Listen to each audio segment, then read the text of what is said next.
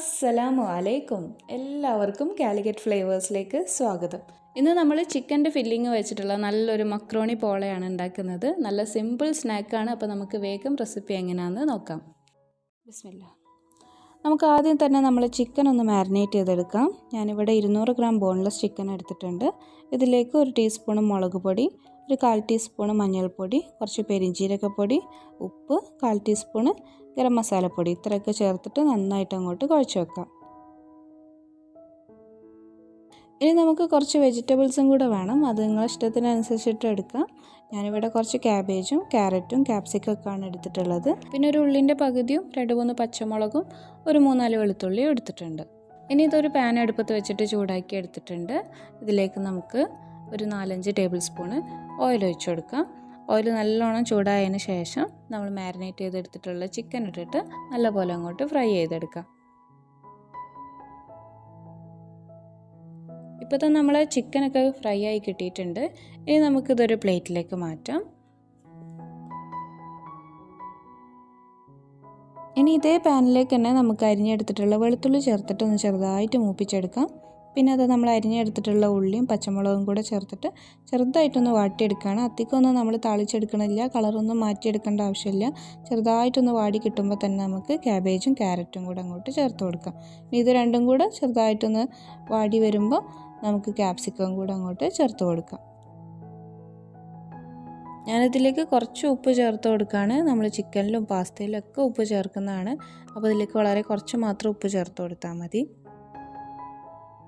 നമ്മൾ ക്യാബേജും ക്യാരറ്റൊക്കെ ഒന്ന് വാടി കിട്ടിയിട്ടുണ്ട്. ഇനി ഇത് അരിഞ്ഞെടുത്തിട്ടുള്ള ക്യാപ്സിക്കം കൂടെ ചേർത്തിട്ട് അടുപ്പ് ഓഫ് ചെയ്യാണ്.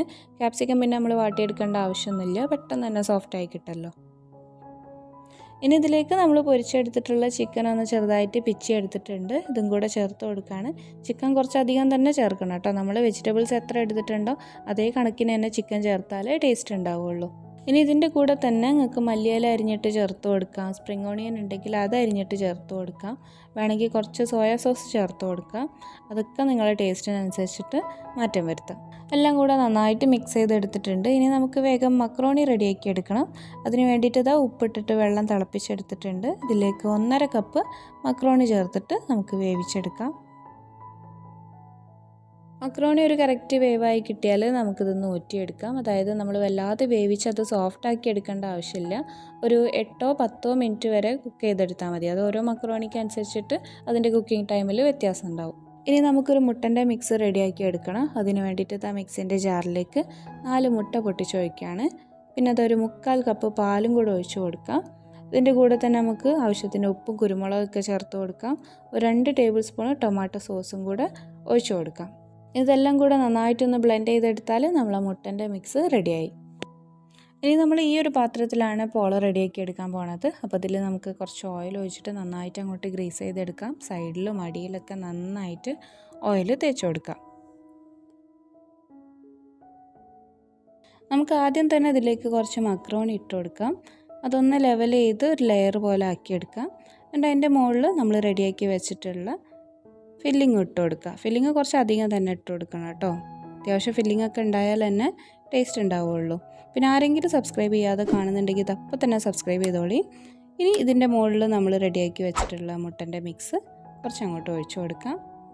ഇനി ഇതാ പിന്നെ മക്രോണിൻ്റെ ഒരു ലെയർ ഇട്ട് കൊടുക്കാം. അതിൻ്റെ മുകളിൽ ഫില്ലിങ് ഒരു ലെയർ വെച്ച് കൊടുക്കാം. അതിൻ്റെ മുകളിൽ കുറച്ചും കൂടെ മക്രോണി ഇട്ട് കൊടുക്കുകയാണ്.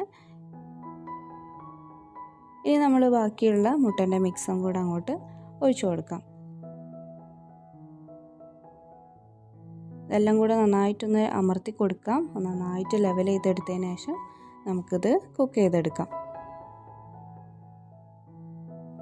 ഇനി മൂടി കൊടുത്ത് നല്ല ലോ ഫ്ലെയിമിൽ വെച്ചിട്ട് ഒരു 35 മുതൽ 45 മിനിറ്റ് വരെ നമുക്ക് കുക്ക് ചെയ്തെടുക്കാം. ഇനി നമുക്കിതൊന്ന് മറിച്ചിട്ടിട്ട് ഒരു 5 മിനിറ്റും കൂടെ ഒന്ന് കുക്ക് ചെയ്തെടുക്കണം.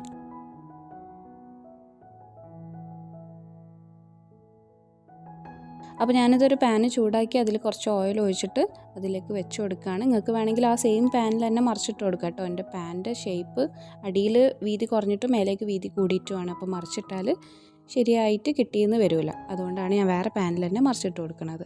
അങ്ങനത്തെ നമ്മൾ നല്ല മക്രോണി പോള ഇവിടെ റെഡി ആയിട്ടുണ്ട്. നിങ്ങൾക്ക് എല്ലാവർക്കും ഇഷ്ടമാവുമെന്ന് വിചാരിക്കണേ. വീഡിയോ ലൈക്ക് ചെയ്തിട്ടില്ലെങ്കിൽ ഇതപ്പം തന്നെ ലൈക്ക് ചെയ്തോളി.